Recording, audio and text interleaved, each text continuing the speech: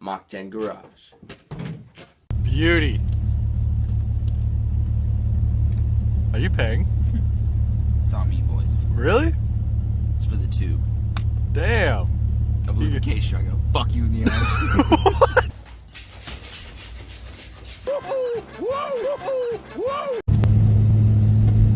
Yeet. This is Mach 10 Garage back in action, full squad.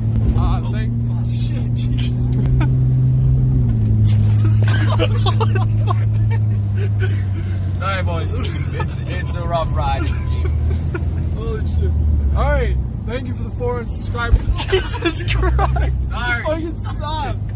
Jesus Christ. Thank you for the 400 subscribers. Don't really know where that came from. We haven't posted in months. But we need to come back. Jeep's having some serious problems. It's all over the place. But we'll show you in just a minute. Right. We're coming to cut it. Oh, there it is. It's actually really not that bad.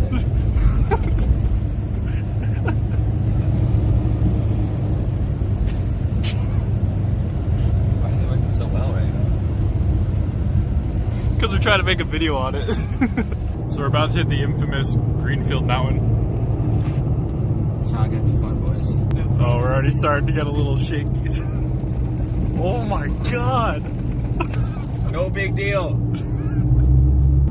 Mechanic once told me a couple years back that my back brakes don't actually work. So everything is going on the front rotors, and with all that heat, we live up in the hills. They heat up and they warp.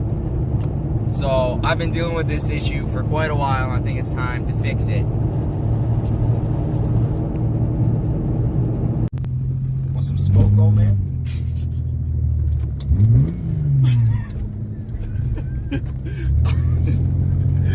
He wasn't. Second. Third. Right in the fifth.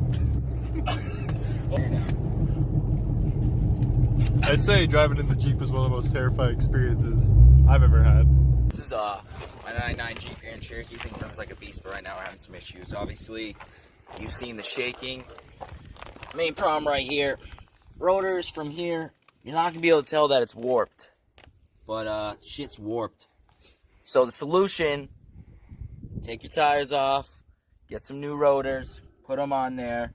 Might as well get some new brake pads. You can sometimes get away with it depending on the wear on the brake pads, but best to just redo everything, and things should be running mint after.